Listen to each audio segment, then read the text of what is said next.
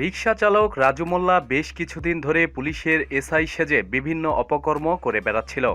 বৃহস্পতিবার রাতে র্যাবের হাতে ধরা পড়ার পরে এ ব্যাপারে চাঞ্চল্যকর তথ্য দিয়েছে রাজবাড়ী গোয়ালন্দ পৌরসভার জামতলা গ্রামের এই বাসিন্দা।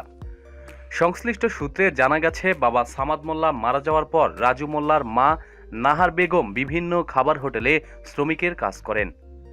সংসারে অভাব অনটনের কারণে কয়েক বছর আগে স্ত্রী চলে গেছে তাকে ছেড়ে।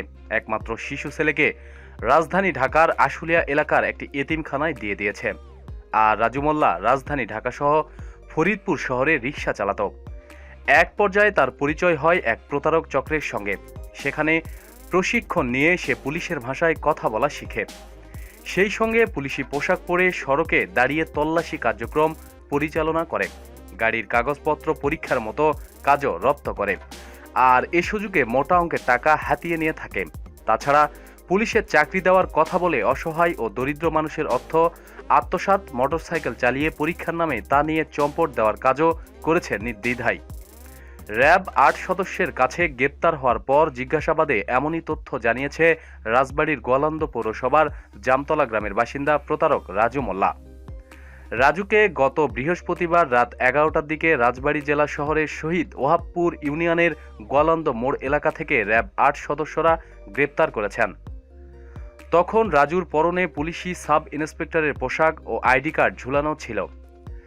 র্যাব ৮ ফরিদপুর ক্যাম্পে অতিরিক্ত পুলিশ সুপার রাইসউদ্দিন জানান, গোপন সংবাদের ভিত্তিতে র্যাব সদস্যরা ওই দিন রাতে খুলনা ঢাকা মহাসড়কের রাজবাড়ী জেলা সদরের গোয়ালন্দ মোড় এলাকায় তল্লাশি চালায়।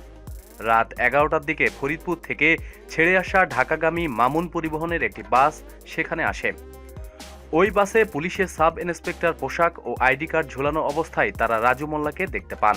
তখন তার কথাবার্তা ও চলাচলে তাদের সন্দেহ হয়। তাকে জিজ্ঞেস করা হয় কোন থানায় সে কর্মরত আছে। রাজু তাদের জানায় সে মানিকগঞ্জের ঘেওর থানায় কর্মরত। ওই থানায় খোঁজ নেওয়া সহ পুলিশের বিশেষ কিছু সংকেত তথ্য জানতে চাওয়া পরপরই বেরিয়ে আসে থলের বিড়াল। রাজু ওইসব তথ্য সম্পর্কে অবহিত নয়, অথচ একজন সাব ইন্সপেক্টরের ওইসব তথ্য সংকেত জানা আবশ্যক।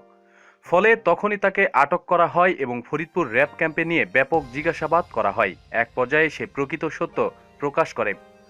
অতিরিক্ত পুলিশ সুপার রাইসউদ্দিন আরও জানান, রাজু মোল্লা একটি প্রতারক চক্রের অন্যতম সদস্য। সে তার দলনেতা সহ অন্যান্য সদস্যের নাম পরিচয় প্রকাশ করে।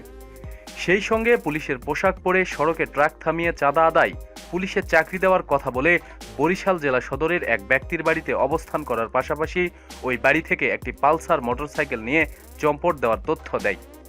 গত ১৮ মার্চ এ ঘটনা ঘটিয়েছে সে। বরিশালের কুতুয়ালী থানায় ওই পরিবারের পক্ষ থেকে রাজু মোল্লার নামে ওই দিন সাধারণ ডায়েরি করা হয়। তারা ওই চক্রের দলনেতা সহ অন্যান্য সদস্যদের গ্রেপ্তার করার চেষ্টা করেছে। সেই সঙ্গে রাজুকে বরিশালের কোতোয়ালি থানায় সোপর্দ করার প্রক্রিয়াও শুরু করেছে। গ্রেপ্তার হওয়া রাজু মোল্লা জানিয়েছে সে নিতান্তই একজন হতদরিদ্র মানুষ, রিকশা চালানোই তার পেশা। কয়েক মাস আগে এক প্রতারক চক্রের দলনেতার সঙ্গে পরিচয় হওয়ার পর তার জীবন বদলে যায়। সেখানে তাকে ৩ মাস পুলিশের প্রশিক্ষণ দেওয়া হয়। সেই সঙ্গে তার জন্য তৈরি করা হয় একটি পুলিশের সাব ইন্সপেক্টরের ভুয়া আইডি কার্ড ও পোশাক। যে পোশাক পরে ওই দলনেতার নেতৃত্বে সে বেশ কয়েকটি অপকর্ম করেছে। প্রতিদিন সব খবরাখবরের জন্য সাথেই থাকুন এবং সাবস্ক্রাইব করুন। ধন্যবাদ।